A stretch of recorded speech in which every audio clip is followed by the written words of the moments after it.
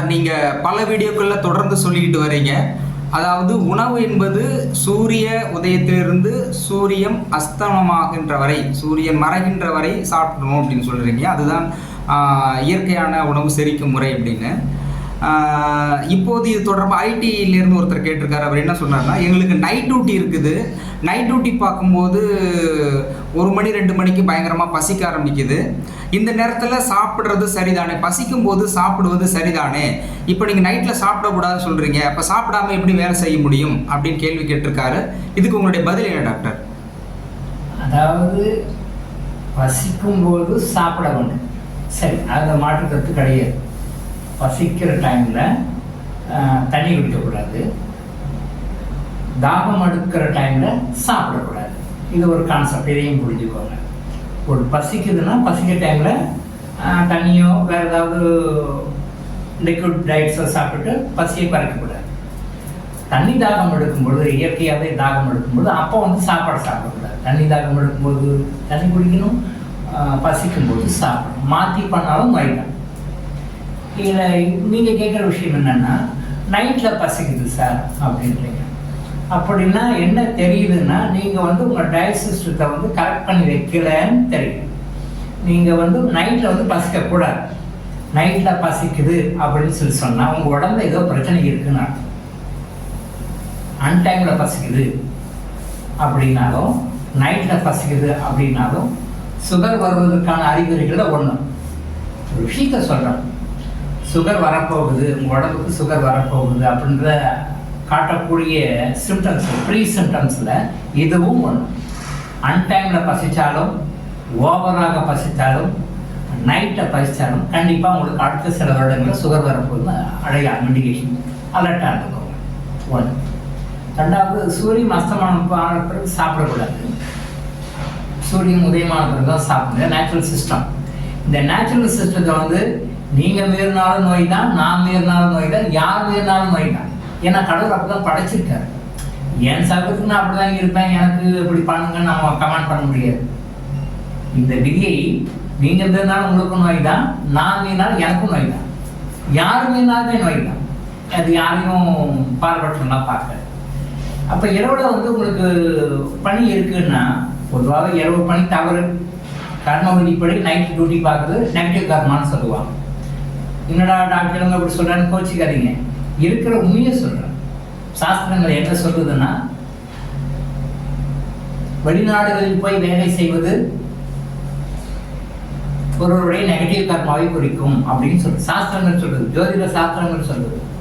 தான் பிறந்த இடத்தை விட்டு எங்கேயோ ஒரு இடத்துக்கு இனம் மொழி தெரியாத நாடு கடந்து நாட்டுக்கு போய் வேலை செய்வது அவருடைய ஜாதகத்தில் இருக்கின்ற தோஷங்களை காட்டுகிறது அப்படின்னு சொல்றாங்க. மக்கள் இன்னைக்கு அது பெருமையா நினைக்கிறாங்க, பாரிந்த மாப்பிள்ளை வேணும், பாரிந்த போய் வாழணும்னு நினைக்கிறாங்க. அது வேற, அது மக்களுடைய மனப்பாங்க. பட் சாஸ்திரங்கள் என்ன சொல்றதுன்னா, வெளிநாட்டில் போய் வேலை செய்வது அவருடைய நெகட்டிவ் கர்மாவை குறிக்குது. அதே மாதிரி நைட் டியூட்டி செய்யறது அப்படின்றது இன்னைக்கு காலகட்டத்தில் தவிர்க்க முடியாத சூழ்நிலை ஆயிடுச்சு.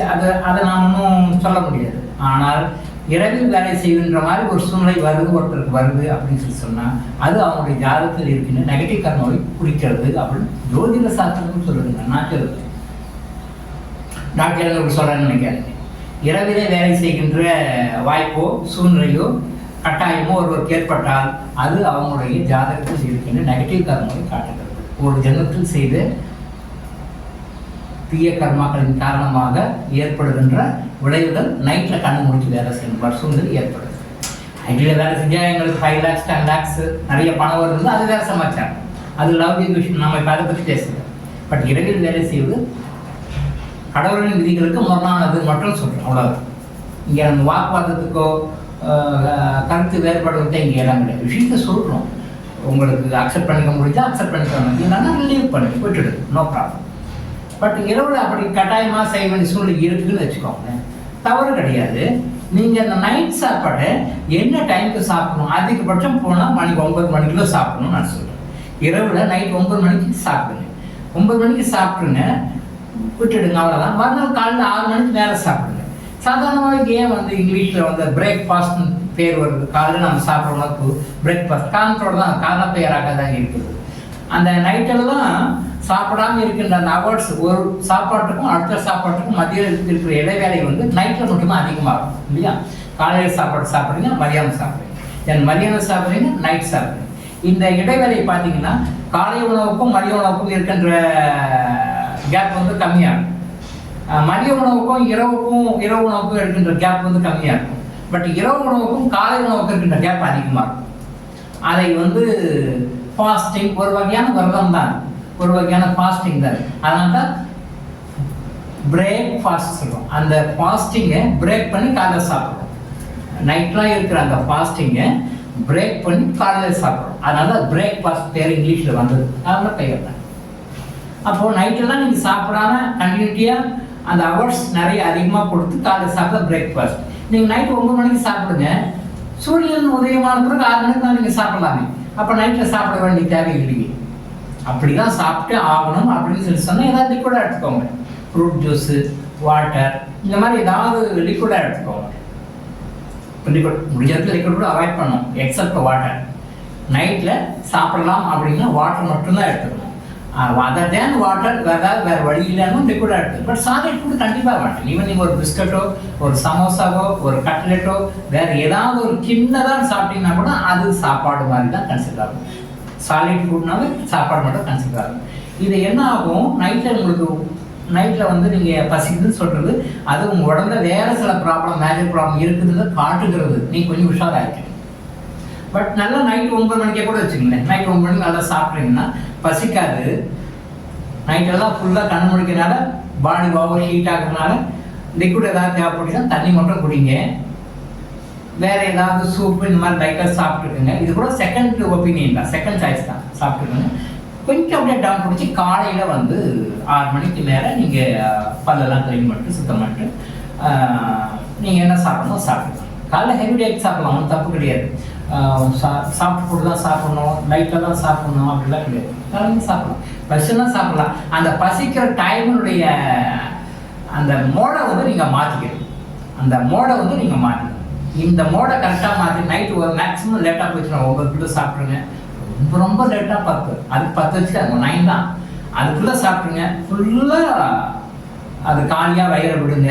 அப்புறம் காலைல 6 மணிக்கு மேலே சாப்பிடுங்க. நைட்டில் அன்டைமில் சாப்பிட்ற பிரியாணி சாப்பிட்றது, மற்ற ஹெவி டயட் சாப்பிட்றது எல்லாம் இப்போ நைட்டில் கல்ச்சரெல்லாம் இருக்குது. பட் இது கண்டிப்பாக உங்களுக்கு தெரிஞ்சு எவ்வளவு சீக்கிரம் முடியுமோ அவ்வளோ சீக்கிரம் உங்களுடைய வாழ்க்கை முறை, உங்களுடைய மன சூழ்நிலைகள், உடலுடைய அமைப்பு, இதை நிறைய கிட்டஸ் இதெல்லாம் பொறுத்து பெரிய பெரிய வியாதிகளை உண்டாக்கும். குணப்படுத்தவே முடியாத வியாதிகளை உண்டாக்கும். சர்ஜரி பண்ண வேண்டிய கண்டிஷன் கொண்டு போய் விடும். பெரிய செலவுகளை வைக்கக்கூடிய நோய்களாக கொண்டு வந்து விடும். ஸோ இதை அவாய்ட் பண்ணணும்னா நைட்டில் சாப்பிட்றத அவாய்ட் பண்ணிக்கலாம். இதுக்கு என்ன செய்யணும்னு யோசனை உங்களுக்கு ஃபர்தராக வேணும்னா கான்டாக்ட் பண்ணணும், நான் கைட் பண்ணுறேன்.